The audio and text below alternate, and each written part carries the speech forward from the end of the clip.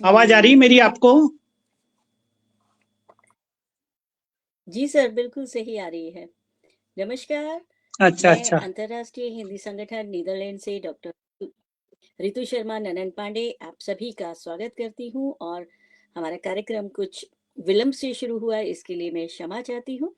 मित्रों, आज हम जिस लेखक से आपकी मुलाकात करवाने वाले हैं, सीमाओं के पार हिंदी का संवाहक डॉक्टर जवाहर कर्नावत जी। हिंदी केवल एक भाषा नहीं, बल्कि संस्कृति, संवेदना और वैश्विक संवाद का माध्यम है। इस भाषा को विश्व पटल पर प्रतिष्ठित करने वाले कुछ समर्पित हस्ताक्षरों में डॉक्टर जवाहर कर्नावत जी का नाम विशेष रूप से उल्लेखनीय है। बैंकिंग जैसे व्यावसायिक क्षेत्र में उच्च पद पर कार्यरत होते हुए भी डॉक्टर कर्नावत ने हिंदी साहित्य और पत्रकारिता को अपने जीवन का अभिन्न अंग बनाए रखा। सेवानिवृत्ति के बाद उनका समर्पण और अधिक व्यापक रूप इसके प्रति सामने देखने को आया, जब उन्होंने हिंदी के वैश्विक स्वरूप को शोध और दस्तावेजीकरण के माध्यम से एक सशक्त रूप दिया। विदेश में हिंदी मीडिया पर उनका गहन अध्ययन और 27 देशों से प्राप्त 120 वर्षों की हिंदी पत्र पत्रिकाओं का माफ कीजिएगा दुर्लभ संग्रह न केवल शोध का विषय है, बल्कि हिंदी के इतिहास और विकास की जीवंत धरोहर भी है। ये कार्य उन्हें लिम्का बुक ऑफ रिकॉर्ड तक ले गया, जो उनके प्रयासों की सार्थकता का प्रमाण है। उनकी कृतियां विदेश में हिंदी पत्रकारिता और विश्व में हिंदी के वैश्विक परिदृश्य को समझने के लिए महत्वपूर्ण दस्तावेज बन चुकी है। ये पुस्तकें न केवल शोधार्थियों के लिए उपयोगी है, बल्कि हिंदी के भविष्य को दिशा देने वाली पुस्तकें हैं। डॉक्टर कर्नावत का व्यक्तित्व इस तथ्य का प्रमाण है कि भाषा की सेवा किसी एक क्षेत्र तक सीमित नहीं होती। यह समर्पण और निरंतर प्रयास का परिणाम है। आज जब हिंदी विश्व के अनेक देशों में अपने पांव पसार रही है, ऐसे में डॉक्टर कर्नावत जैसे व्यक्तित्व हमें ये विश्वास दिलाते हैं कि हिंदी का भविष्य उज्जवल है और उसकी ये यात्रा अनवरत यूं ही रहेगी। तो मित्रों, हम स्वागत करते हैं हमारे मंच पर आदरणीय डॉक्टर जवाहर कर्नावत जी का। सर, मंच आपका है, मंच पर आपका स्वागत है। जी धन्यवाद रितु जी, बहुत बहुत धन्यवाद मुझे आमंत्रित करने के लिए। जी सर, जैसा कि जब हमारे कार्यक्रम में अतिथि आते हैं, तो सबसे जो महत्वपूर्ण प्रश्न हमारे दर्शकों का रहता है, वो जानना चाहते हैं हमारे अतिथियों के बारे में, और इसी तरह वो आपके बारे में भी जानना चाहते हैं कि आपकी यात्रा जो है वो बैंक ऑफ बड़ौदा के महाप्रबंधक पद से लेकर रविंद्रनाथ टैगोर विश्वविद्यालय के प्रवासी भारतीय साहित्य एवं संस्कृति शोध केंद्र के सलाहकार बनने तक की जो आपकी प्रेरणादायी यात्रा रही, इस यात्रा के पीछे क्या प्रेरणा रही, और इस परिवर्तनशील यात्रा के पीछे की जो कहानी है, वो हमारे दर्शक आपसे जानना चाहते हैं। मंच आपका है। जी जी रितु जी, देखिए मैं मेरी जो प्रारंभिक पढ़ाई लिखाई वो उज्जैन में हुई। और मेरे जो पिताजी थे वो स्वतंत्रता सेनानी रहे। तो निश्चित रूप से हमारे अरे जो वाह। घर में पूरा एक राष्ट्रीय भावना का जो एक राष्ट्रीय भाव तो रहा ही, और साथ में इसी प्रकार अपनी भाषा और संस्कृति के प्रति भी एक विशेष लगाव सदैव से रहा। तो उज्जैन में पढ़ाई लिखाई हुई, और वैसे मैं वाणिज्य का विद्यार्थी रहा। लेकिन आप जानते हैं कि एक हिंदी भाषी प्रदेश में रहने के कारण और घर का वातावरण जो भाषा और संस्कृति के प्रति अथाह प्रेम के कारण हिंदी भाषा से हमारा लगाव प्रारंभ से ही रहा है। तो वाणिज्य के विद्यार्थी होने के बावजूद प्रारंभिक दिनों से ही समाचार पत्र में छुटपुट लेखन करना वो होता रहा। और आप जानती हैं कि दरअसल बीकॉम करने के बाद भी मैंने अपनी नौकरी की शुरुआत कर दी थी, लेकिन उसके साथ साथ लगातार अध्ययन भी चलता रहा, जिसमें वाणिज्य में स्नातकोत्तर होने के बाद मैंने फिर हिंदी में स्नातकोत्तर की डिग्री प्राप्त की। स्नातकोत्तर डिप्लोमा पत्रकारिता में प्राप्त किया और उसके बाद में लगभग 4 संस्थानों में नौकरी करने के बाद मैं फिर बैंक ऑफ बड़ौदा में आया हूँ। तो इस प्रकार ये शुरुआती दौर, और आप जानते हैं कि उज्जैन तो एक सांस्कृतिक नगरी है। हम लोग महाविद्यालय में भी काफी गतिविधियों में हिस्सा लेते रहे हमेशा, चाहे वो वाद विवाद प्रतियोगिताओं में भाग लेना हो, सांस्कृतिक कार्यक्रमों में भाग लेना हो, या अन्य जो गतिविधियां होती है महाविद्यालय की। और इसलिए ये एक शुरू से सक्रियता बनी रही और इसी का परिणाम ये रहा कि बैंक में आने के बाद भी, चूंकि आप जानती हैं कि मैं तो बैंक में राजभाषा अधिकारी के रूप में आया था, तो वहाँ भी हमारा काम तो भाषा को आगे बढ़ाना था, हिंदी भाषा को, और साथ में न केवल हिंदी को अपितु भारतीय भाषाएं भी हमारे साथ थी। तो इस प्रकार ये हमारी शुरुआत 1986 में बैंक ऑफ बड़ौदा से हुई। जी, इसके साथ तो इस ही प्रकार हमारे रितु साथ जी कुछ ये दर्शक जी भी जुड़ गए हैं जो आपको सादर प्रणाम प्रेषित कर रहे हैं। सूरीनाम से शर्मिला रामरतन जी जुड़ गई हैं जो आपको प्रणाम कह रही हैं और अच्छा लग रहा है आपको मैं तो अभी सुनकर। सूरीनाम गया था तो शर्मिला जी से भेंट भी हुई थी मेरी। जी जी जी, और हमारे साथ वरिष्ठ अनुवादक साहित्यकार अतुल खरे जी भी जुड़ गए हैं। राजभाषा कार्यालय से ममता दीक्षित जी भी जुड़ गई हैं। आपको यशोधरा आपकी आवाज भटनागर जी नहीं भी आ हमारे रही साथ जुड़ गई। है रितु जी, आपकी आवाज नहीं आ रही है। यशोधरा भटनागर जी भी हमारे साथ जुड़ गई हैं। ममता दीक्षित जी भी जुड़ गई हैं। आपको सादर प्रणाम कह रही हैं। रितु जी, तो आपकी हमारा आवाज जो नहीं आ रही है। सर मुझे आ रही है, उधर तक जा रही है। तो जो हमारा अगला जो प्रश्न है सर, हमारा दर्शक जो आपसे जानना चाहते हैं कि आपने 27 देशों से 118 वर्षों के दौरान प्रकाशित विभिन्न पत्र पत्रिकाओं का दुर्लभ संग्रह तैयार किया है। इस अद्वितीय कार्य के पीछे की प्रक्रिया और प्रेरणा और अनुभव कैसा रहा? मुझे लगता है नेट की हमारे साथ कुछ समस्या हो गई है कि सर को आवाज नहीं पहुंच रही थी। अभी पुनः हमसे दोबारा जुड़ेंगे क्योंकि आज के हमारे अतिथि बहुत विशेष अतिथि हैं जिन्होंने 27 देशों में हिंदी पत्र पत्रिकाओं पर गहन शोध किया और उस पर पुस्तक तैयार की है। तो मुझे लगता है नेट का कुछ व्यवधान उनके यहाँ आ गया है। आप हमारे साथ जुड़े रहिएगा क्योंकि अच्छा लग रहा है कि कार्यक्रम थोड़ा विलंब से शुरू हुआ लेकिन फिर भी आप हमारे साथ जुड़े हुए हैं। और सर का जो कार्य है, जो लोग उनको जानते हैं व्यक्तिगत रूप से, उनको भी मालूम है कि सर समय के बहुत पाबंद हैं कर्नावत जी, और हमेशा हिंदी साहित्य की सेवा के लिए अनवरत प्रयासरत रहे हैं और रहेंगे, ऐसा भी मानना है। तो हमारे साथ सर जुड़ गए हैं दोबारा से।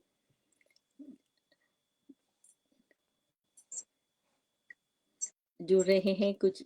जी सर, तो हमारे हाँ, आवाज आ रही रितु जी, मैं जी हमारे दर्शक आपसे जानना चाहते हैं सर, आपने 27 देशों से 118 वर्षों के दौरान प्रकाशित हिंदी पत्र पत्रिकाओं का दुर्लभ संग्रह तैयार किया एक पुस्तक के रूप में, जो अपने आप में बहुत कठिन और महत्वपूर्ण कार्य है।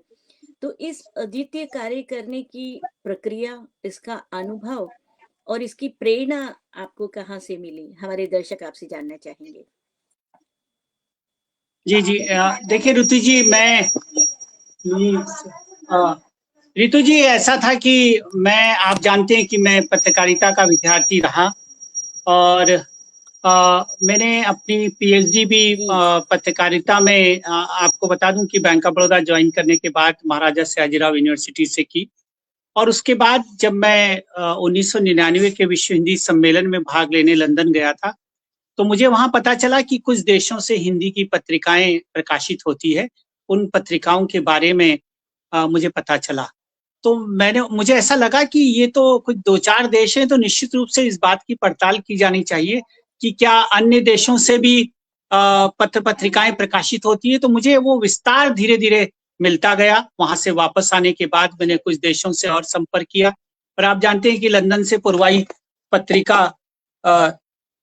निकलती है, तो इसलिए उसका एक पत्रकारिता का विशेषांक भी प्रकाशित हुआ था। तो उससे मुझे लगा कि उससे ज्यादा जानकारी तो मेरे पास है। तो इस प्रकार लगभग 2001 से मेरा ये कार्य शुरू हुआ था और मैं इसमें लगातार अपनी यात्रा प्रारंभ की। और इसके साथ साथ मैंने अनेक देशों की यात्राएं भी की। मैं आपको बता दूं, मैं इसकी पड़ताल करता गया और 2006 में जब मैं ब्रिटिश लाइब्रेरी लंदन में बैठा इस काम के लिए एक सप्ताह, तो फिर मुझे ऐसा लगा कि इसमें तो और बहुत सारी मुझे वहां पर सामग्री प्राप्त हुई और इस प्रकार इस कार्य की शुरुआत हुई। मैं आपको बता दूं कि न्यूयॉर्क में जो विश्व हिंदी सम्मेलन हुआ था, उसमें मुझे छोटी सी प्रदर्शनी लगाने का अवसर मिला। उससे भी मेरा उत्साह बढ़ा और नेशनल आर्काइव ने भी मुझसे सामग्री प्राप्त की कि जवाहर जी आपके पास सामग्री है। तो उसके बाद तो फिर इस काम को और अधिक गति मिली, अन्य देशों की यात्रा हुई और धीरे धीरे इस प्रकार ये मेरे पास एक बहुत अच्छा संकलन जो है वो इसका तैयार हो गया। और मैं आपको बता दूं कि संकलन तैयार होने के बाद ये इच्छा हुई कि क्यों न इस पर एक पुस्तक तैयार की जाए। संकलन होने के बाद तो कई जगह मेरी प्रदर्शनी आयोजित हुई। बता दूं आपको कि 2018 में जो मॉरिशस में विश्व हिंदी सम्मेलन हुआ था, विदेश मंत्रालय ने वहां पर मेरी प्रदर्शनी लगाई। भारत में अनेक स्थानों पर, चाहे वो दिल्ली हो, इसके अलावा उदयपुर है, देश के अन्य स्थानों पर, भोपाल का तो मैं अभी रह ही रहा हूँ, तो यहाँ पर कई जगह प्रदर्शनी आयोजित हुई। और उसके बाद ये कार्य काफी बढ़ गया, तो मेरे पास लगभग 27 देशों की लगभग 120 सालों की पत्रकारिता का इतिहास इकट्ठा हो गया जी, जो अभी भी बहुत ही लगातार आगे बढ़ महत्वपूर्ण। रहा है। जी सर, और जी आदरणीय ममता दीक्षित जी लिख रही हैं, 27 देशों के पत्र पत्रिकाओं को आधार बनाकर आपने यह अद्भुत पुस्तक तैयार की है, उसके लिए आपको हार्दिक बधाई एवं ढेरों शुभकामनाएं। आपका ये सराहनीय प्रयास ज्ञान, शोध और साहित्य के क्षेत्र में महत्वपूर्ण योगदान है। ईश्वर से प्रार्थना है कि आप निरंतर इसी प्रकार सृजनशीलता के नए आयाम स्थापित करते रहें। और ममता जी, मैं बता दूं, संस्थापक हैं सकोया फाउंडेशन की। ममता जी आपका बहुत अच्छा अच्छा। बहुत हाँ, तो ममता जी का बहुत बहुत आभार। अब हम आगे चलते हैं। हमारे दर्शक बहुत कुछ जानना चाहते हैं आपके बारे में। तो इसकी तो यात्रा आपने बताई कि किस तरह से ये पुस्तक की यात्रा शुरू की आपने। और लिम्का बुक ऑफ रिकॉर्ड जो 2023 में आपके शोध कार्य को इसमें शामिल किया गया, इस मान्यता ने जी जी। आपको और आपके प्रयासों को कैसे प्रभावित किया? क्या इससे उत्साह और बढ़ा? जरूरी बढ़ा होगा। हाँ देखिए रितु जी, आपको जैसी मेरा ये जब मेरे पास इतनी पत्रिकाओं का संकलन हो गया, तो फिर ये बात मन में आई कि क्यों ना हर देश का एक अध्याय लिखा जाए। तो इसलिए जी निश्चित रूप से इतनी अधिक सामग्री थी तो इसको विस्तार दिया गया और मैंने फिर हर देश का एक अध्याय लिखा जब 27 देशों की सामग्री थी। और उसके बाद निश्चित रूप से जब लिख लिया गया, तो अगर ये पुस्तक के रूप में जब आती है तो उसका महत्व बढ़ जाता है।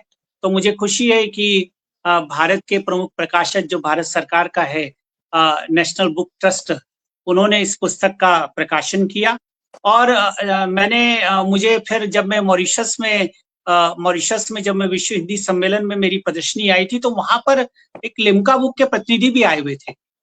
तो उन्होंने जब मेरा ये संग्रह देखा तो उन्होंने कहा कि आपको तो इसके लिए क्लेम करना चाहिए, क्योंकि इतना बड़ा संग्रह किसी एक व्यक्ति ने अभी तक इकट्ठा नहीं किया है, हमारी नजर में तो ऐसा है। तो फिर मैंने उनको सारा जो भी उनकी प्रक्रिया होती है उसको पूरा किया। उन्होंने फिर उस रिकॉर्ड का, उनकी पूरी एक प्रक्रिया होती है, रिकॉर्ड का वेरिफिकेशन होता है, वो उन लोगों ने किया और उसके बाद ये 2023 के लिम्का बुक ऑफ रिकॉर्ड में उसे दर्ज किया गया। और ये पुस्तक में भी एक तरह से 27 देशों के अध्याय इसमें हैं, अलग अलग 4 खंडों में इसको बांटा गया है। लेकिन इस संग्रह में मुझे विभिन्न देशों के लोगों का भी सहयोग मिला है। पुस्तक में मैंने लगभग आप समझ लीजिए कि सब देशों के 90 से अधिक लोगों ने योगदान दिया है। और इतने रोचक तथ्य हमें मिले हैं कि जो हिंदी की गौरव गाथा है, मैं आपको बता दूं। क्योंकि किस तरह आप चाहे आप तो चूंकि सुरीनाम की बहू भी हैं तो सुरीनाम के बारे में भी जानती हैं। तो ये सारे गिरमिटिया देशों में खासकर हमारी जो गिरमिटिया देश कहे जाते हैं वहां पर भारतीयों के उत्थान में भी इस हिंदी पत्रकारिता की भूमिका रही।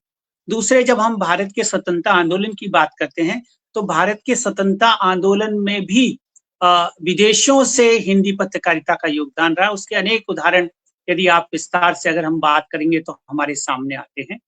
जैसे मैं आपको बता दूं, चाहे वो दक्षिण अफ्रीका हो, चाहे वो अमेरिका हो, तो ऐसे कई तथ्य मुझे मिले। और मैं केवल ब्रिटिश लाइब्रेरी में नहीं गया, आपने देखा होगा कि मैं अनेक डॉक्यूमेंटेशन सेंटर में भी गया। फिजी के आर्काइव में गया, मॉरिशस के आर्काइव में गया, न्यूजीलैंड में गया, ऑस्ट्रेलिया में गया। तो इस तरह इतनी सामग्री से ऐसे अद्भुत तथ्य हमारे सामने आए हैं जो वास्तव में हमारे लिए हिंदी की एक गौरव गाथा और इतिहास है।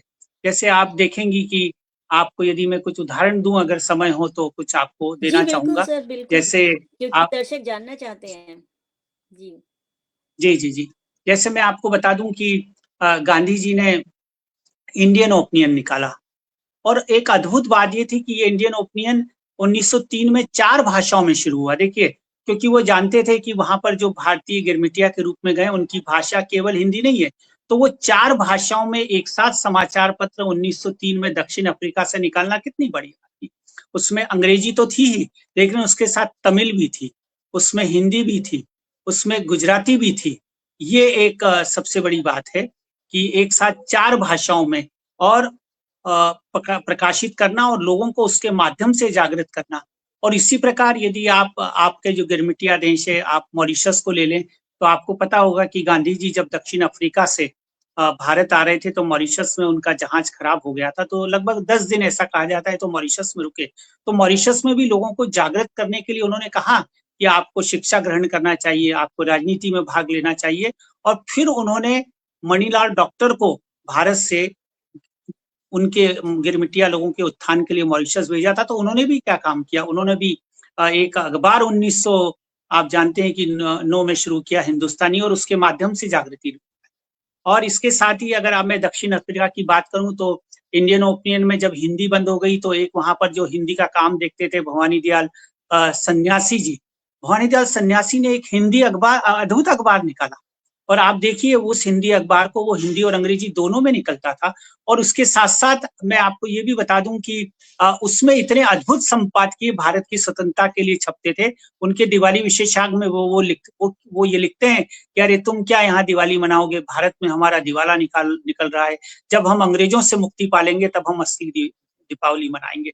तो इस तरह के इतने क्रांतिकारी वो संपादकीय वो हुआ करते थे। तो इस प्रकार उन्हीं गांधी जी ने मणिलाल को भेजा, मॉरिशस भेजा, उन्होंने हिंदुस्तानी और कई अखबार निकाले, क्रांति हुई। और जब मॉरिशस फिजी वालों को पता चला कि मणिलाल डॉक्टर ने एक अद्भुत काम किया है तो उन्होंने गांधी जी पर कहा कि आप मणिलाल डॉक्टर को फिजी भेजिए। और देखिए 1913 में जब मणिलाल डॉक्टर फिजी जाते हैं तो वहां पर भी वो सेटलर अखबार निकालते हैं, साइक्लोस्टार निकालते हैं, जिसमें अंग्रेजी के साथ हिंदी भी होता है। तो इस प्रकार ये जो एक अद्भुत प्रक्रिया है वो हिंदी। और इसके बाद आपको ये भी बता दूं कि लाला हरदयाल का नाम बहुत प्रख्यात है। लाला हरदयाल ने भारत की आजादी के लिए अमेरिका में जाकर काम किया। सैन फ्रांसिस्को में आप जानते हैं कि उन्होंने जो पार्टी बनाई उसका नाम तो कुछ और था, लेकिन जब गदर अखबार निकाला तो उस पार्टी का नाम ही गदर पार्टी हो गया। और उसके बाद गदर अखबार कितनी भाषाओं में निकले आप देखेंगे, वो उर्दू में निकला, पंजाबी में निकला, हिंदी में निकला, पश्तो में निकाला। और इसके अलावा आप देखिए वो लोग अखबार के अलावा गदरी रिसाला निकलते थे। गदरी रिसाला पुस्तिकाएं होती थी हिंदी में जिसमें देशभक्ति के गीत होते थे। उस रिसाला में होता था कि अंग्रेजों के भारत में जबानी लूट की कहानी, कि अंग्रेज भारत को कितना लूट रहे हैं। तो इस प्रकार, और उसके ऊपर लिखा होता था, वंदे मातरम लिखा होता था, और लिखा होता था हिंद हिंद के जवानों ए मर्दानों, एक हाथ में विद्या बल और दूजे में तलवार। मतलब आपको दिमाग से भी काम करना है और शस्त्रों से भी काम करना है। इस तरह के वाक्यांश उन आप समझिए 1914, 15, 1916 में लाला हरदयाल की पार्टी ने जो अद्भुत काम किया स्वतंत्रता आंदोलन के लिए। तो इस प्रकार वो सब बहुत सारी उसमें हिंदी पत्रकारिता का भी और भारतीय भाषा की पत्रकारिता का भी योगदान रहा है। तो ऐसे हमारे कई ऐसे उदाहरण हैं। दूसरा आप देखिए कि लोगों ने वैश्विक स्तर पर हिंदी को स्थापित करने के लिए कितनी मेहनत की। आप देखिए कि हाथ से पत्रिका निकालते थे, उनके पास साधन नहीं थे। क्योंकि वो आपको मैं एक उदाहरण देना चाहूंगा। जैसे मॉरिशस से आपने देखा होगा कि दुर्गा पत्रिका निकली। आप देखिए मॉरिशस में सबसे पहले मॉरिशस में 1834 में भारतीय गिरमिटिया मजदूर गए थे। तो वो उन्होंने जब वो थोड़े स्थापित हो गए तो उन्होंने जो एक दुर्गा नाम की हस्तकृत लिखा थी 1935 में शताब्दी विशेषांक उसका निकाला। और आप देखिए हाथ से लिखकर 3 साल तक 64 पेज की पत्रिका निकालना कितना मेहनत का काम। और उस पत्रिका के 3 सालों के अंक हमारे पास है क्योंकि विदेश मंत्रालय ने आदरणीय सुषमा स्वराज जी के पर छाप दिया। तो उसके उद्देश्य भी अद्भुत थे। उसका एक उद्देश्य, उसमें 2-3 उद्देश्य मैं आपको अगर याद दिलाऊं तो उसमें एक उद्देश्य ये भी था, और खासकर हिंदी और भारतीय संस्कृति के लिए उसका उद्देश्य था। आप जानते हैं कि मॉरिशस फ्रेंच डोमिनेट रहा, ब्रिटिश भी वहां रहे, लेकिन फ्रेंच कॉलोनी होने के कारण फ्रेंच का बड़ा वहां पर दबदबा था। तो उसमें ये लिखा, उसमें पहले उद्देश्य था कि अंग्रेजी और फ्रेंच पर लट्टू होने वालों को ये बताना कि हिंदी कितनी दमदार भाषा है। ये उसका हस्तलिखित उद्देश्य था। तो इस प्रकार ये इतने काम हुए हैं। उसके बाद आप देखें कि मुझे कुछ और भी ऐसे संदर्भ मिले ब्रिटिश लाइब्रेरी से, जैसे अब आप अगर हम कहेंगे, अगर हम यूके की बात करें, लंदन की बात करें, तो लंदन में 1915 में एक तस्वीरी अखबार छपता था, उसमें तस्वीरें छपती थी, लेकिन उन तस्वीरों का विवरण उर्दू में होता था, तमिल में होता था, हिंदी में भी होता था और अंग्रेजी में भी होता था। अब आप सोचिए कि 1915 में अगर लंदन से हिंदी में छपाई भी हो रही है तो आप समझ सकते हैं कि कितना उस समय भी इसका निश्चित रूप से प्रचलन रहा होगा। और आप देखें कि हमारे कई देशों में है, यहाँ पर आप देखिए सुरीनाम में भी जिस तरह का काम पत्रकारिता के माध्यम से हुआ। और इसके बाद क्या है, ये तो हमारे गिरमिटिया देशों की बात है जो 1834 से शुरू होती है।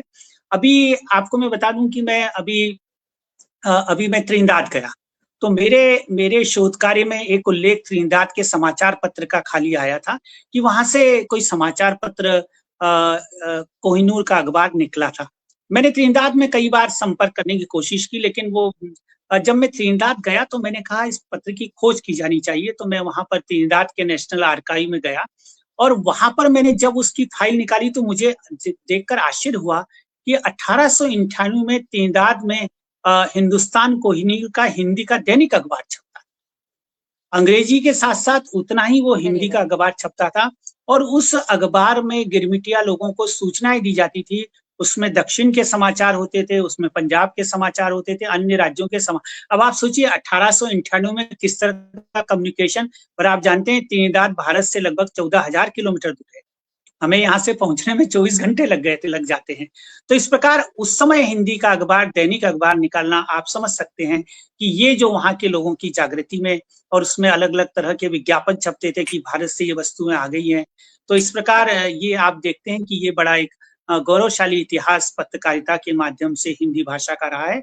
और इन पत्र पत्रिकाओं ने, चाहे आप गिरमिटिया को देशों को देख लें, और उसके बाद अभी जो आप देख रहे हैं, मैं आप जब आगे प्रश्न करेंगी तो जवाब दूंगा। अभी तो मैं यही कहूंगा कि इन देशों में हिंदी और भारतीय संस्कृति की जागृति के लिए इन पत्र पत्रिकाओं ने बड़ा अद्भुत कार्य किया।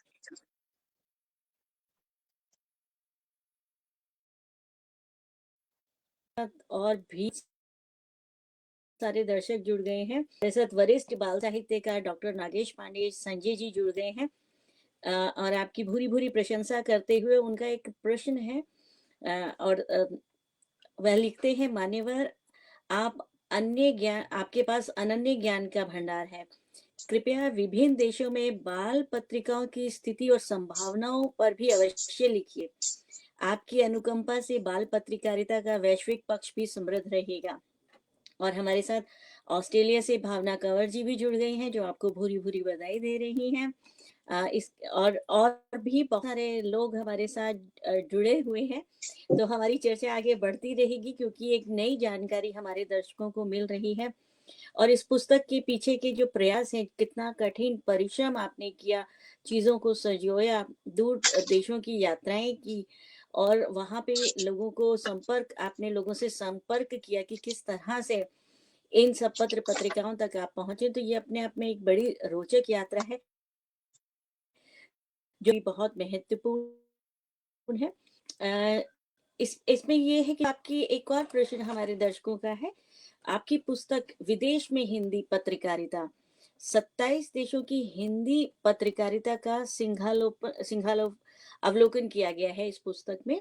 इस पुस्तक के लेखन में आपको जब आप क्योंकि ये बहुत महत्वपूर्ण पुस्तक है और जिस तरह से आप सूचनाएं दे रहे हैं, बता रहे हैं, तो लग रहा है कि बहुत कठिन काम था। तो इसका जो रिसर्च वर्क आपका जो रहा, लोगों से संपर्क तो आपने किया ही, उसमें किन किन चुनौतियों का सामना आपको करना पड़ा? देखिए रितु जी, निश्चित रूप से अ, एक काम को, खासकर पुराने इतिहास को और विभिन्न देशों से प्राप्त करना बड़ा मुश्किल काम होता है। तो कई महानुभावों को मैंने संपर्क किया, क्योंकि पहले तो आपको बता दूं कि मैंने पूरी एक सूची तैयार की कि कौन कौन से पत्र पत्रिकाएं कौन से सालों में निकलती थी और कहाँ उपलब्ध रहते हो सकती है। जैसे मैं आपको एक उदाहरण देना चाहता हूं कि हंगरी से एक दीन पत्रिका हस्तलिखित हिंदी में निकलती थी, और उसका आप हंगरी से? जानते हैं कि अलेक्जेंडर द, हंगरी से, जी जी जी जी। अरे! अब उसमें आप, मैं बता दूं, एक बड़े भारतविद थे Alexander the Choma. Alexander the Choma, बिल्कुल आपको बता दूं कि पैदल अपनी यात्रा करके भारत के माध्यम से वो तिब्बत पहुंचे थे। तो अरे! वो एक इतने भारत भारत के ज्ञान शास्त्री थे। और मैं बता दूं कि उनका निधन भी शिमला में हुआ, और शिमला में उनकी जो कहा जाए कि स्मारक बना हुआ है। तो उनकी जो अलेक्जेंडर चोमा ने जो कविताएं लिखी थी, उसका 7 भाषाओं में अनुवाद हुआ। और उसका जब अनुवाद हिंदी में किया गया, एवा ए अरीदा नाम की महिला हैं जो बहुत अब तो वृद्ध हो गई हैं, तो उन्होंने उसका हिंदी में अनुवाद करके हाथ से वो दीन पत्रिका निकाली और उसका प्रकाशन किया। तो मुझे लगा कि ये संदर्भ आ रहा है, तो ये पत्रिका कैसे प्राप्त की जाए। तो किसी तरह मुझे बहुत खुशी है कि मैंने एवा अरीदा का मुझे ईमेल प्राप्त हुआ, और मुझे उनसे संपर्क करने में 6 महीने लग गए। लेकिन मुझे खुशी है कि उन्होंने हंगरी से डाक से वो दीन पत्रिका के मूल अंक मुझे भेजे, जो हस्त लिखित है, और उसमें अलेक्जेंडर द चोमा और उसके अलावा उनकी कविताओं का हिंदी मूल। तो इस प्रकार काफी परिश्रम हमें इसके लिए करना पड़ा। और मैं ये भी बता दूं कि जैसे मैं अभी भी तलाश में हूँ। जैसे मैं बता दूं आपको कि गदर अखबार निकला, गदर अखबार हिंदी में निकला, इसके प्रमाण उपलब्ध हैं। लेकिन हमें पंजाबी की कॉपी उपलब्ध है, हमें उर्दू की उपलब्ध है, गुजराती की उपलब्ध है, लेकिन हिंदी अभी उपलब्ध नहीं हुआ अभी तक। तो उसके लिए काफी जलंधर में गदर म्यूजियम में मैंने वहां पर विजिट की, वहां गया, लेकिन वहां नहीं मिला। अभी आप जानती हैं कि हम लोग, मैं ब्रिटिश लाइब्रेरी में भी वो कई चीजें उपलब्ध हुई, लेकिन नहीं हुई। तो इस प्रकार ये अभी कुछ ऐसी भी चीजें हैं जो इतिहास बन गई हैं, लेकिन उसकी खोज अभी भी जारी है कि वो कैसे निश्चित रूप से उपलब्ध हो जाए। और इसके लिए कई व्यक्तियों से तो संपर्क करने के बाद उत्तर नहीं मिलता है, क्योंकि जो संपादक उस समय के रहे वो रिकॉर्ड नहीं है। और दूसरा आपको बता दूं, जैसे इसको संरक्षित करने की भी बहुत जरूरत है। अभी जब मैं मॉरिशस गया, तो मॉरिशस की नेशनल लाइब्रेरी में गया, तो वहां पर देखिए, अब हिंदुस्तानी अखबार जो है मनीलाल डॉक्टर ने इतने मतलब उसको जब निकाला, लेकिन उसके केवल 2 अंक हैं यहाँ वहां पर उपलब्ध हैं, दूसरे अंक उपलब्ध ही नहीं है। तो आप सामग्री का विश्लेषण कैसे करेंगे?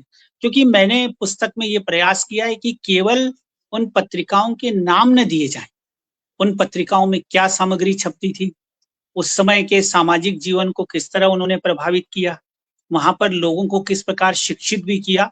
तो ये पूरी सामग्री का विश्लेषण करने का प्रयास भी मैंने हर देश की जो पत्र पत्रिकाएं हैं उसमें मैंने करने का प्रयास किया। तो निश्चित रूप से चुनौतियां तो बहुत थी, लेकिन इसीलिए इतने वर्ष भी लग गए सामग्री इकट्ठी करने में। लगभग 20 वर्ष का समय लग गया सामग्री इकट्ठी करने में, अलग अलग स्थानों से, अलग अलग व्यक्तियों से यात्राएं। लगभग मैंने इन सब, लगभग मैं अभी तक 40 देशों की यात्राएं कर चुका हूँ। तो इन 27 देशों में तो मैंने यात्राएं करने के बाद ही, क्योंकि ये भी चाहता था कि जो लिखा जाए वो प्रामाणिक रूप से लिखा जाए। वैसे हमें कई लेख भी मिलते हैं, लेकिन वो लेख में कई ऐसे तथ्य होते हैं जो प्रामाणिक नहीं होते हैं। जैसे मैं आपको बता दूं कि रूस से आप देखते हैं कि रूस में भी बड़ा हिंदी का दबदबा रहा, हिंदी पत्रकारिता का दबाव रहा। तो उसमें जैसे एक संदर्भ आया था, तो एक लेख में लिख दिया गया कि एक नीक नाम की पत्रिका हिंदी में निकली। तो मैंने तलाश किया कि भाई ये नीक पत्रिका कौन सी है जो हिंदी में निकली रूस से।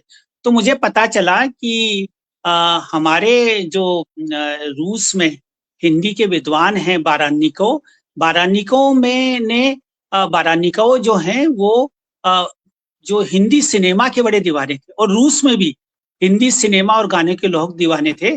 तो बारानिकोव ने रशियन भाषा में नीक नाम की पत्रिका निकाली, उसका फुल फॉर्म कुछ और है, और वो उसमें केवल बॉलीवुड के समाचार छपते थे। आप बताइए, तो लोग उन्होंने लिख दिया कि वो हिंदी में निकली, जबकि वो रशियन भाषा में निकली थी। और उन्होंने ये रोचक तथ्य उसमें लिखा कि उस समय इस तरह की व्यवस्था नहीं थी, जैसे आज की मोबाइल में आपने फोटो ले लिए।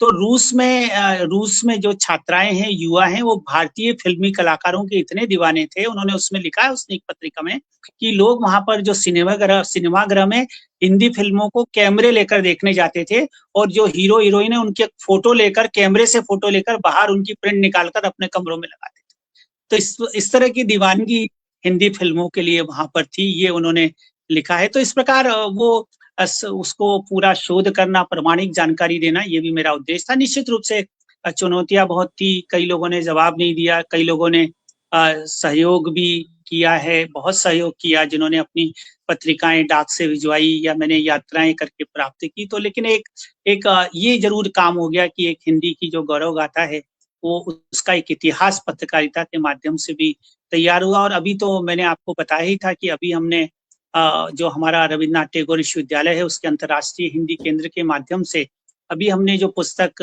तैयार की है, जो पहले 35 देशों में थी, 55 देशों में थी, फिर उसको 65 देशों में किया, अब वो 70 देशों में हिंदी की स्थिति पर है, कि 70 देशों में, उसमें चाहे वो हिंदी का शिक्षण हो, चाहे हिंदी का साहित्य हो, चाहे हिंदी की पत्रकारिता हो, उसमें वो सब कुछ समावित है।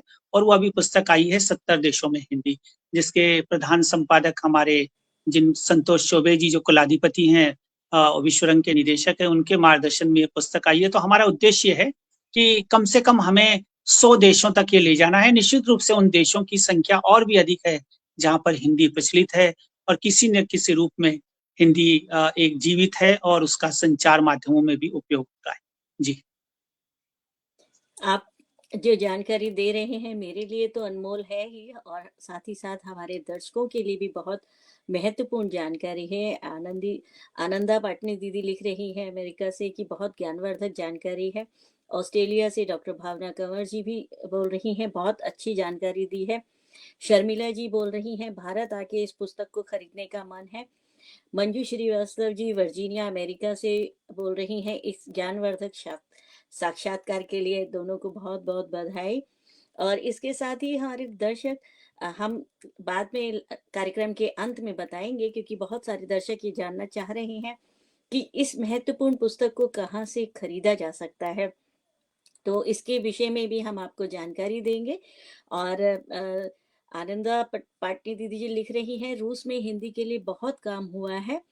वरानिकोव ने रामचरितमानस का हिंदी में भी अनुवाद किया है। जी जी, जी हाँ। बिल्कुल बिल्कुल सही बात है। कई रामायण पे तो कई देशों में काम हुआ है, आप जानते हैं, जैसे हमारी पोलैंड की दानुता स्ताशिक जी हैं, उन्होंने काम किया। कई देशों में कई विदेशी विद्वानों ने भी रामायण पर जी काम किया है। जी जी। जी बिल्कुल सर। तो निश्चित तो रूप से ये रितु जी, ये पुस्तक तो चूंकि नेशनल बुक ट्रस्ट ने प्रकाशित की है, राष्ट्रीय पुस्तक न्यास ने, जो भारत सरकार का है, और ये कई मंचों पे उपलब्ध है। खासकर जो हमारा सबसे जो महत्वपूर्ण होता है, जहाँ से लोग किताबें खरीदते हैं बाजार में, जो मंच है ऑनलाइन का, आप जानती हैं, तो उस अमेजोन। पे भी ये उपलब्ध है। अमेजोन पर भी उपलब्ध है, और एनबीटी से भी ऑनलाइन इसको मंगाई जा सकती है। जी जी जी जी। हाँ, और इस पुस्तक का ये जो कवर है वो हमारे पोस्टर, कार्यक्रम के पोस्टर के साथ लगा हुआ है। तो आप लोगों को, अगर आप पोस्टर देखेंगे सर के नाम के साथ, हाँ देखिए ये आपके आप। आपके सामने है जी। जी सर। जी, तो अब ये आप है। ये पुस्तक आसानी से अमेज़न पर और नेशनल बुक ट्रस्ट के ऑनलाइन जाकर भी आप ये पुस्तक खरीद सकते हैं। और यदि सर आपके क्षेत्र में या आपके नगर में आते हैं किसी कॉन्फ्रेंस में, तब आप सर से संपर्क भी कर सकते हैं। तो ये हमारे दर्शकों के लिए बहुत अच्छी नई जानकारी है, और सभी उत्साहित हैं इस पुस्तक को लेकर, क्योंकि ये अपने आप में एक बहुत बड़ा काम है, एक बहुत बड़ी धरोहर आपने वर्तमान और आने वाली पीढ़ी के लिए हमारे को उपहार स्वरूप में दी है। तो ये बहुत हम इसके लिए आपके आभारी हैं। अच्छा, अब हमारा अगला प्रश्न है दर्शकों का कि आपके प्रयासों से हिंदी की प्रगति देश विदेश में उसको व्यापक मान्यता भी मिली है। इस संदर्भ में आपके द्वारा संचालित प्रमुख परियोजनाओं के बारे में भी हमारे दर्शक आपसे जानना चाहते हैं। मंच आपका है। हाँ, देखिए रितु जी, आप तो हमारे विश्व रंग में भाग ले चुकी हैं कि विश्व रंग के माध्यम से और खासकर ये जो प्रवासी भारतीय शोध केंद्र के माध्यम से हमारी कई योजनाएं चल रही हैं। अभी आपको मैं बता दूं कि अभी तक हम 17 देशों के रचनाकारों की रचनाएं भी प्रकाशित कर चुके हैं। आपने देखा होगा खासकर जिन देशों के रचनाकार अ, हिंदी में रचनाएं कर रहे थे लेकिन उन्हें उपयुक्त मंच नहीं मिल पा रहा था, तो हमने अभी तक 17 देशों की 17 किताबें अलग अलग छाप दी है। और खासकर 2 देश और अभी, जैसे अभी हमारे केनिया की रचनाएं आ रही है, केनिया की चयनित रचनाएं प्रकाशन होगा। उसके बाद अभी इस प्रकार एक तो ये योजना है जिसके माध्यम से पूरे विश्व के जो प्रवासी साहित्यकार हैं उनको हमें मंच पर लाने का प्रयास किया है। इसके अलावा आप ये भी जानती हैं कि हमारा जो अंतर्राष्ट्रीय हिंदी केंद्र है उसके माध्यम से हमने ऑनलाइन शिक्षण का भी पाठ्यक्रम तैयार किया है, एक मानक पाठ्यक्रम, और पूरा एक डेटाबेस तैयार किया है कि विश्व में कितनी जगह हिंदी पढ़ाई जाती है, किस तरह के पाठ्यक्रम हैं, कितने वहां पर संकाय सदस्य हैं और उनको हम क्या समर्थन दे सकते हैं, वो प्रयास किया गया है। हमारा हर महीने एक ऑनलाइन कार्यक्रम हर देश के साथ होता है। यदि आपने देखा होगा तो 18-19 देशों जी। का कार्यक्रम हो चुका है। यहाँ तक कि ऐसे देश भी सामने आए हैं, जैसे अभी मैं पिछले दिनों इजिप्ट गया था, मिस्र गया था। मिस्र की राजधानी काहिरा में अफ्रीका देशों को पहला हिंदी सम्मेलन हुआ। तो मुझे देखकर ये बहुत अच्छा लगा कि मिस्र जैसे राष्ट्र में भी हिंदी पढ़ाने की और कितनी छात्राएं हिंदी का अध्ययन कर रही थी। और खासकर एक मुस्लिम छात्रा ने तो वंदे मातरम का इतना बढ़िया अद्भुत गायन किया। तो आप समझ सकते हैं कि कई देश तो अभी छिपे हुए हैं जो सामने ही नहीं आए हैं। तो अब हम निश्चित रूप से इजिप्ट के साथ अपना कार्यक्रम करेंगे और भी देशों को हम सामने लाने का प्रयास कर रहे हैं। और इसके अलावा हम आप जानती हैं कि हमारे यहाँ पर जो विश्व रंग के माध्यम से जिसके 7 उपक्रम हो चुके हैं, विश्व रंग मॉरिशस में भी आयोजित हो चुका है, श्रीलंका में भी आयोजित हो चुका है। तो इस प्रकार केवल हिंदी नहीं, साथ में भारतीय भाषाओं के लिए भी, अनुवाद के लिए भी हम लोगों के यहाँ बहुभाषा केंद्र है, अनुवाद केंद्र है। 4 पत्रिकाओं का प्रकाशन हिंदी में जो होता है हमारे यहाँ, जिसमें विश्व रंग संवाद भी है, रंग संवाद भी है, कथा भी है, वनमाली कथा है और इलेक्ट्रॉनिक ये आपके लिए। तो इस प्रकार हमारे ये बहुत सारे ऐसे उपक्रम हैं जिसके माध्यम से हिंदी और भारतीय भाषाओं को आगे लाने का प्रयास हमारे विश्वविद्यालय द्वारा किया जा रहा है, वैश्विक स्तर भी और खासकर प्रवासी भारतीयों के लिए भी। जी। हमारे साथ जुड़े हुए हैं डॉक्टर मीन केतन प्रधान जी, जो वरिष्ठ साहित्यकार हैं और कुलाधिपति रहे हैं छत्तीसगढ़ के कॉलेज के। तो लिखते हैं, आपके लिए लिखते हैं, डॉक्टर जवाहर कर्नावट द्वारा भारत की पुरानी पत्रिकाओं का 27 देशों से संग्रहण और ग्रंथाकार प्रकाशन वास्तव में गौरव की बात है। अभी वे गांधी जी के योगदान की वार्ता कर रहे थे। गिरमिटिया देशों का उल्लेख भारतीय अस्मिता और हिंदी के विस्तार का सार्थक मनोभाव है। आप रितु जी मैं आपको बीच में इसलिए रोक रहा हूँ कि जी ये तो मैं स्क्रीन पर पढ़ रहा हूँ, लेकिन एक बड़ी महत्वपूर्ण बात मैं आपको बताना चाहता हूँ। जैसे हम सत्याग्रह जी शब्द की बात करते हैं, तो ये आप बड़ी रोचक है कि ये सत्याग्रह शब्द कहाँ से आया। ये जी। सत्याग्रह शब्द दक्षिण अफ्रीका से आया। मैं आपको अरे बता दूं कि गांधी जी, आप देखिए गांधी जी के बारे में तो कहा जाता है, दक्षिण अफ्रीका के लोग हमेशा ये कहते हैं कि ये तो मोहनदास के रूप में आए थे और महात्मा तो हमने बनाकर इनको यहाँ से भेजा है, क्योंकि वो 21 साल वहां पर थे। तो मैं जी। आपको बता दूं कि वहां पर एक दक्षिण अफ्रीका में भारतीयों के खिलाफ वहां की जो ट्रांसवाल लेजिस्लेटिव काउंसिल है उसने एक बड़ा एशियाटिक अमेंडमेंट एक्ट पास किया था भारतीयों के खिलाफ, जिसको भारतीयों ने खूनी कानून कहा। तो उसके लिए गांधी जी ने एक वहां पर आंदोलन चलाया, उसको नाम अंग्रेजी में दिया गया पैसिव रेसिस्टेंस, है ना? जी। अच्छा। तो गांधी जी ने कहा कि यार ये तुम लोगों ने अंग्रेजी में नाम दे दिया, इसको हमारे जो लोग हैं दक्षिण अफ्रीका में जो हिंदी जानते हैं, तमिल जानते हैं, भारतीय भाषाएं जानते हैं, तो इसको कौन समझेगा। तो गांधी जी ने एक इंडियन ओपिनियन में विज्ञप्ति दी कि पैसिव रेसिस्टेंट के लिए आप कोई अच्छा सा नाम सुझाइए। तो वहां पर मगनलाल गांधी और कुछ लोगों ने नाम दिया, तो जो शब्द आया वो शब्द स्वीकृत हुआ, वो हुआ सद आग्रह। तो गांधी जी ने कहा ये सदाग्रह नहीं होगा, ये सत्याग्रह होगा। तो वहां से ये सत्याग्रह शब्द आया, जो अब पूरे भारत में, विश्व में प्रचलित है। तो इस प्रकार ये जो जो पत्रकारिता हुई है, उसके बाद आपको ये भी बता दूं, जैसे मॉरिशस में उन लोगों को वोटिंग का अधिकार था जो अपने हस्ताक्षर कर पाते हो। तो वहां पर हमारी पत्रकारिता ने ये अभियान चलाया कि आपको अगर हिंदी आती है तो हिंदी में हस्ताक्षर करना सीख लीजिए। तो लोगों ने हस्ताक्षर करना सीखे, और उसके बाद भारतीयों को वोट का अधिकार मिला। और उस वोट के अधिकार मिलने के कारण भारत के गिरमिटिया लोग बहुमत में आए वहां पर, और उसके बाद हमें वहां पर इतना दबदबा हुआ कि हमें सत्ता हासिल हो गई। तो इस प्रकार ये कई रोचक तथ्य आपको इस पत्रकारिता की पुस्तक में मिलेंगे, क्योंकि उसमें केवल पत्रकारिता नहीं है, उसमें, उस पुस्तक में ये भी है कि हमारे गिरमिटिया वहां कैसे पहुंचे, उन्होंने किस तरह हिंदी को आगे बढ़ाया, या भारतीय संस्कृति के लिए कितना काम किया, ये सब उल्लेख भी मैंने उसमें करने की कोशिश की है। जी बहुत जी। बढ़िया सर। भावना जी लिख रही हैं, तो मैंने भावना जी की पुस्तक, मैंने जितनी, मेरा ये कोशिश थी कि कोई भी विदेश से समाचार पत्र या पत्रिका अगर उसका एक अंक भी प्रकाशित हुआ है तो उसको स्थान मिलना चाहिए, क्योंकि वो उस समय ये काम करना बड़ा संघर्षपूर्ण था ना, एक अंक भी निकालना जी हो तो इसलिए भावना जी लिख रही हैं, तो ऑस्ट्रेलिया अंचल को भी हमने शामिल किया। और इसके अलावा रितु जी, उस पुस्तक में जो रेडियो है, वहां के टेलीविजन पर हिंदी है, या अब जो ऑनलाइन पत्रिकाएं निकल रही है, उनका भी समावेश हमने उस पत्रिका में किया है। जैसे अभी आपने देखा होगा कि अमेरिका से सेतु पत्रिका ऑनलाइन बहुत अच्छी निकल रही है, हाँ, अंग्रेजी हिंदी में।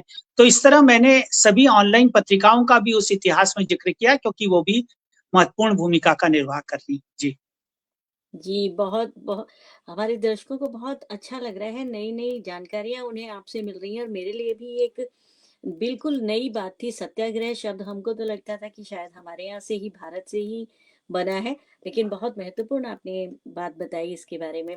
हमारे दर्शक जानना चाहते हैं, आपने इतनी महत्वपूर्ण पुस्तक तैयार की है, तो जब आप विभिन्न देशों में जाते हैं, जैसे विश्व हिंदी सचिवालय मॉरिशस के मुख्य अतिथि के रूप में भी आप रहे वहाँ, मुख्य वक्ता के रूप जी। में भी आपको आमंत्रित किया जाता है, विदेशों में आमंत्रित किया जाता है, तब आप कैसा महसूस करते हैं? आपको कितना महत्वपूर्ण लगता है कि आपने तो इतना महत्वपूर्ण काम किया है, साथ ही जब आप वक्ता के रूप में, विशेष वक्ता के रूप में, मुख्य अतिथि के रूप में विदेशों में आमंत्रित होते हैं, तब आप आप कैसा महसूस करते हैं? हमारे दर्शक आपसे जानना चाहते हैं। नहीं, देखिए, निश्चित रूप से जब कार्य किया जाता है तो उस कार्य को लोगों के सामने भी आना चाहिए ना। हमारे यहाँ एक कहावत है कि भाई, जंगल में मोर नाचा किसने देखा। तो इसलिए जब इस तरह के कार्यक्रमों में हम जाते हैं, तो हमें ये बहुत अच्छा लगता है कि हम जो हिंदी का गौरव रहा है, हिंदी का इतिहास रहा है, जिसके बारे में लोगों को पता नहीं होता ना, उसको बड़े हल्के ढंग से लिया जाता है। तो हम ये बताने का हम प्रयास करते हैं कि हमारी इस भाषा के लिए कितना संघर्ष किया। तो निश्चित रूप से वो बहुत अच्छा महसूस होता है कि लोगों के बीच वो बात पहुंचती है, तो उनके मन में ये बात होती है कि हमारा इस भाषा के प्रति सम्मान होना चाहिए, इस भाषा के प्रयोग के लिए हमें प्रयास करना चाहिए, क्योंकि ये प्रयास जितने विदेशों में जरूरत है, उससे ज्यादा तो हमें भारत में जरूरत महसूस होती है इसके लिए। क्योंकि जब विदेश बिल्कुल। में हम हिंदी की बात करते हैं, तो लोग तो भारत को देखते हैं ना, कि भारत में, तो इसलिए जितनी जरूरत भारत के बाहर है, उससे अधिक हमें आवश्यकता तो भारत में अपनी भाषा को मजबूत करने के लिए हमें ज्यादा उतने ही प्रयासों की भी जरूरत है, और उसके लिए भी हम जी प्रयास करते हैं। तो निश्चित रूप से विश्व के जो विभिन्न जो महाद्वीप है, वहाँ के देशों में जब मुझे जाने का अवसर मिला, और हमें ये बहुत अच्छा भी महसूस होता है कि आप जैसे लोग जो प्रवासी भारतीय हैं, वो लोग हिंदी के लिए इतना काम कर रहे हैं, और खासकर विभिन्न विश्वविद्यालयों में जो हिंदी शिक्षण की व्यवस्था है, उसको जितना अधिक सुदृढ़ बनाया जाएगा, छात्रों को आकर्षित किया जाएगा, तो उससे भी हमारी जो भाषा है, तो इस तरह के प्रयास यदि उसमें सहयोगी होते हैं, तो वो हमारे लिए बड़ी खुशी का ही विषय है। जी और मुझे पक्का विश्वास है कि जब आप वक्ता के रूप में मंच पर खड़े होते होंगे, तो उसका प्रभाव वहाँ जितने भी दर्शक श्रोता होते होंगे, उनके मन पर बहुत प्रभाव पड़ता होगा, बहुत गहरा प्रभाव पड़ता होगा और हिंदी के प्रति रुचि भी उनकी आपके वक्तव्य से बढ़ती होगी, ये ऐसा मेरा मानना है। एक और प्रश्न है हमारे दर्शकों का कि आपका जो बहुमूल्य संग्रह, आपने बताया भी कि प्रदर्शनी भी आपकी कई देशों में लगी और लग भी रही है अभी भी निरंतर। इसे लेकर विदेशी दर्शकों की प्रतिक्रिया कैसी रहती है और ये हिंदी के प्रति अ, क्या उनकी रुचि बढ़ाने में सहायक होती है? मंच आपका है। नहीं, निश्चित रूप से ये एक प्रदर्शनी मेरी तो विदेशों में तो बहुत नहीं लगी है। आप जानते हैं मॉरिशस में और न्यूयॉर्क में लगी थी। तो मॉरिशस में जब प्रदर्शनी लगी थी तो कुछ वहां पर उस प्रदर्शनी को देखने आए। तो उन लोगों को मॉरिशस के 50 साल एक बड़े वृद्ध बुजुर्ग आए हुए थे। तो उन्होंने उस समाचार पत्र को देखा। वो समाचार पत्र स्वदेश समाचार था। जैसा तो उन्होंने देखा कि ये इतने पुराने समाचार पत्र में उन्हें अपने युवा अवसर की तस्वीर दिख गई। तो उन्हें अरे! इतनी खुशी हुई कि देखिए, मैं इस समाचार पत्र को संभाल नहीं पाया, लेकिन वो मुझे प्रदर्शनी में देखने को मिल रहा है। तो निश्चित रूप से उसके माध्यम से लोगों को प्रेरणा तो मिलती है। और मैं आपको बता दूं कि ये जो मेरी जो पुस्तक है, इस पर लगभग अभी भारत से 50 से अधिक समीक्षा, उसकी समीक्षाओं की भी पुस्तक आ रही है, क्योंकि उस पे लगभग 50 से अधिक समीक्षाएं भारत से आ गई हैं और करीबन 15 से अधिक समीक्षाएं विदेश से आ चुकी हैं। तो निश्चित अरे! रूप से लोगों का उत्साह बहुत है, लेकिन अब मैं ये चाहता हूँ कि अब हमारे विदेश मंत्रालय या को चाहिए कि ये हमारे जितने दूतावास के पुस्तकालय हैं, खासकर जो 27 देश हैं, उन 27 देशों में तो ये पुस्तक पहुंचे।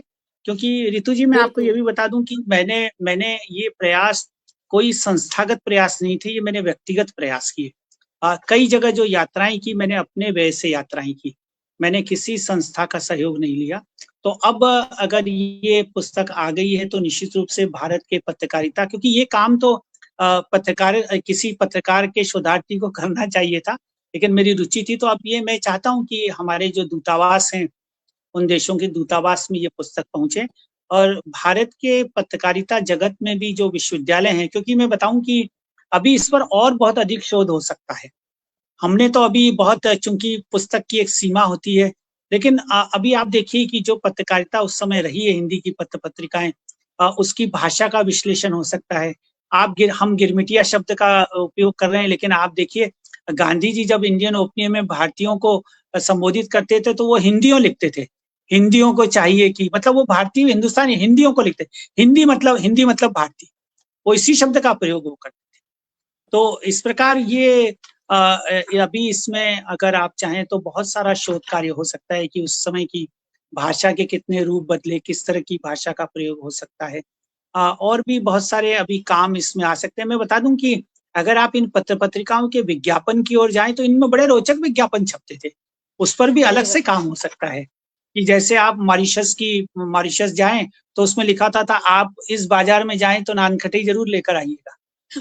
इस तरह के रोचक विज्ञापन छपते थे। बहुत बहुत रोचक विज्ञापन है। अब और दूसरा देखिए, मुझे मुझे बड़ा आश्चर्य हुआ कि मैंने देखा एक ऑस्ट्रेलिया से जो समाचार पत्र निकलता था, वो हिंदी समाचार पत्र ऑस्ट्रेलिया से निकली 20 वर्षों तक निकली। और लगभग साप्ताहिक समाचार पत्र था, 20-20 और 32 पेज का निकलता था। और उसमें मुझे ये भी देखकर बहुत अच्छा लगा कि जो ऑस्ट्रेलियन एयरवेज है उसका विज्ञापन हिंदी में प्रकाशित होता था। अरे वाह! 20 वर्ष तक वो पत्रिका निकली। उसके बाद आप देखिए, आप अगर जापान को देखें तो जापान में ज्वालामुखी पत्रिका केवल जापानियों ने निकाली, कोई उसमें भारतीय नहीं था। और उन्होंने ये कहा कि हमारा उद्देश्य ये बताना है कि हम जापानी लोग भी मूल रूप से हिंदी में किस तरह लिख सकते हैं, या जापानी से मूल रूप से हिंदी में अनुवाद कर सकते हैं, ये हमारा उद्देश्य है। हालांकि उस पत्रिका के 8 अंक नहीं निकले, लेकिन उन्हें 1980 में वो पत्रिका निकाली और अद्भुत काम किया। और उसके बाद वो पत्रिका बंद हो गई, लेकिन अब फिर वहां से देखिए, भारतीय साहित्य करके वो पत्रिका फिर शुरू हो गई, जिसमें 3 भाषाओं में पत्रिका अभी प्रकाशित हो रही है, जिसमें हिंदी भी है, जिसमें जापानी भी है और अंग्रेजी भी है। तो ये बड़ी बड़ी रोचक गाथा है ये। जी।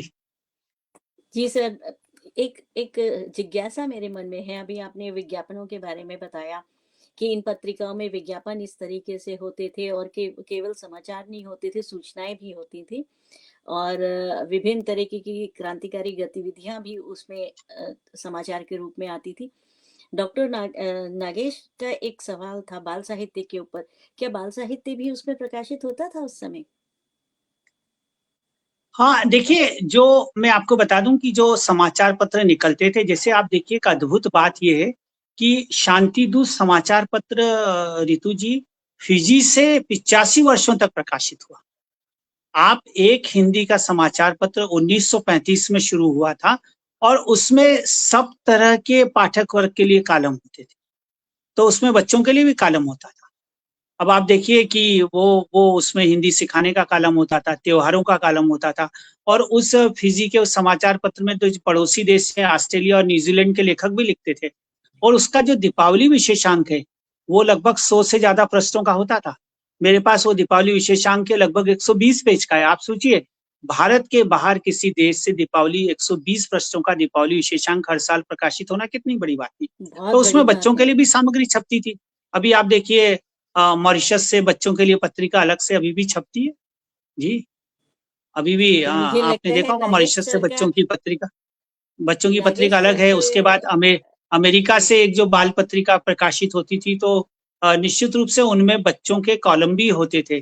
फिजी की जो पत्रिका संस्कृति निकलती थी, उसमें भी बच्चों के लिए कॉलम हुआ करते थे। तो वो तो ये तो इतना ऐसा है ना कि विस्तार वाला विषय है कि अब अगर आप उन पत्रिकाओं का अगर विश्लेषण करेंगे, तो निश्चित रूप से बहुत सारी बातें सामने आएंगी। जी। बिल्कुल सर। और ममता दीक्षित जी, एक बार सर पुस्तक का कवर फिर से दिखा दीजिए, क्योंकि वो ममता दीक्षित जी बोल रही हैं अमेज़न पर इस पुस्तक का नाम क्या है? तो इस पुस्तक नहीं, का नाम विदेश और में इसका हिंदी कवर। पत्रकारिता, उसका नाम विदेश में हिंदी पत्रकारिता है। और मैं चाहेंगे तो आपको लिंक भेज दूंगा, आप सबको लिंक भेज दीजिएगा। वो जी सर, लिंक जो है मेरे पास उपलब्ध है। जी जी, है ना। ये जी बहुत अच्छा जी। रहेगा। और हमारे साथ आप विदेश में हिंदी पत्रकारिता, उसका नाम ही है, विदेश में हिंदी पत्रकारिता। जी जी जी। रितु जी, शेफालिका जी 1 भी घंटे जुड़ का समय गई हो हैं। चुका है ना। हाँ, हाँ शेफालिका जी जी भी जुड़ गई हैं। और इसके साथ अतुल जी भी, आपको राजभाषा विभाग से अतुल जी वरिष्ठ साहित्यकार भी हैं और अनुवादक भी हैं, और आपके लिए बहुत सारा। आदरणीय कर्णावत जी, सचमुच ज्ञान का जीवंत संग्रह है। आज कई नए पहलुओं पर जानकारी हासिल हुई है। आपके अनुभव का आस्वादन और हिंदी भाषा को पल्लवित करने की यात्रा के बारे में आपके शब्दों में सुनना सच आपके शब्दों को सुनना सच में सौभाग्य की बात है।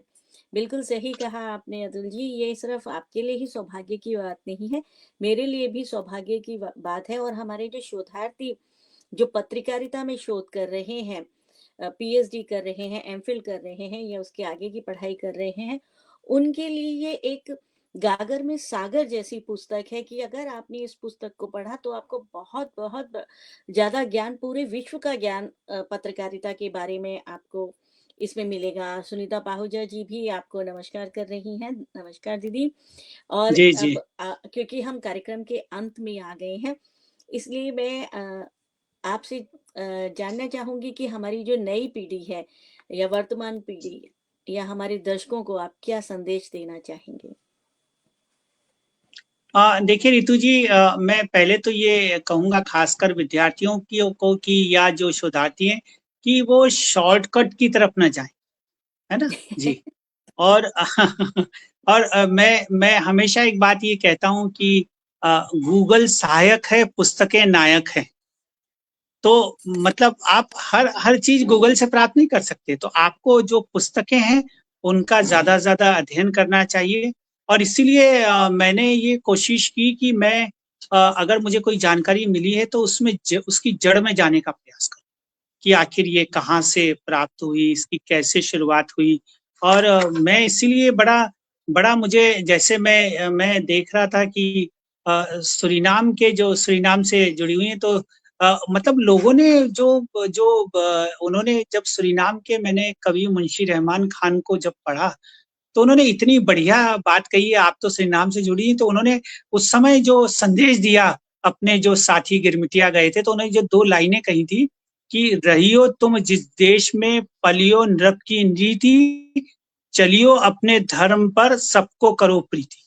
मतलब उस देश की नीति पर चलिए, लेकिन अपने धर्म के साथ साथ अपने धर्म का पालन करो और सबसे स्नेह और प्यार करो। तो अब ये मुझे, जब मैंने वास्तव में सूरीनाम का इतिहास या मॉरिशस का इतिहास भी पढ़ा, मनीलाल डॉक्टर का मैंने विस्तार से जब अध्ययन किया, तो इसलिए मेरा यही संदेश है कि शॉर्टकट में नहीं जाएं, विस्तार से इसका अध्ययन करें, वो ग्रंथ खोजें, निकालें, तब बात आपकी एक प्रामाणिक बात होगी। तो इसलिए सबसे ज्यादा शॉर्टकट के बजाय मेहनत करने की जरूरत है, ज्यादा से ज्यादा उस विषय के जिसको कहते हैं ना डीप में जाने की जरूरत होना चाहिए। तो केवल ऐसा नहीं होना चाहिए कि 4 थीसिस पढ़कर हमने 5वीं थीसिस लिख दी फिर, है ना? ऐसा नहीं होना चाहिए। जी, जी, यही मैं कहना चाहता कट हूँ। एंड जी, पेस्ट जी, जो धन्यवाद। लोग अक्सर करते हैं पीएचडी में, कट एंड पेस्ट वो हाँ, नहीं जी, होनी जी, जी। चाहिए। जी, जी। और चैट जी, जीटीपी की जी, तो जी। बिल्कुल ना लें, क्योंकि चैट जीटीपी का तो अब भरोसा ही आधा है।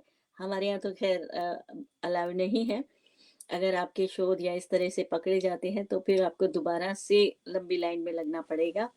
तो इसके लिए जरा सावधान रहें। और सच में कहा है, जो पढ़ेगा वो लिखेगा, जो पढ़ेगा वो गढ़ेगा, और वही रहेगा जो पढ़ेगा।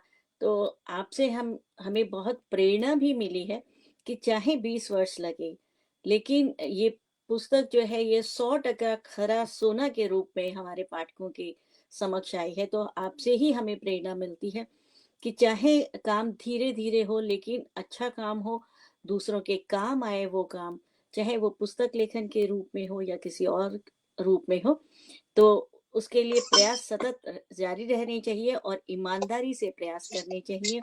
सर, आज आपने अपना बहुमूल्य समय निकाला हमारे कार्यक्रम के लिए, आपका हृदय से आभार व्यक्त करती हूँ। और हमारे साथ हमारे इस आभासी पटल से जुड़े हुए हमारे सभी दर्शकों और श्रोताओं का भी मैं हार्दिक अभिनंदन करती हूँ कि उन्होंने अपनी उत्साहवर्धक रोचक टिप्पणियों से हमारे कार्यक्रम में अपना योगदान दिया। इसके लिए मैं हृदय से आभार व्यक्त करती हूँ। और अगली बार हम फिर मिलेंगे अगले लेखक के साथ, उनकी कहानी सुनेंगे। और मैं सर से एक बार निवेदन करती हूँ कि सर एक बार आप पुस्तक फिर से दिखा दीजिए हमारे दर्शकों को, ताकि उनको आसानी हो पुस्तक अमेज़न पे लेने के लिए।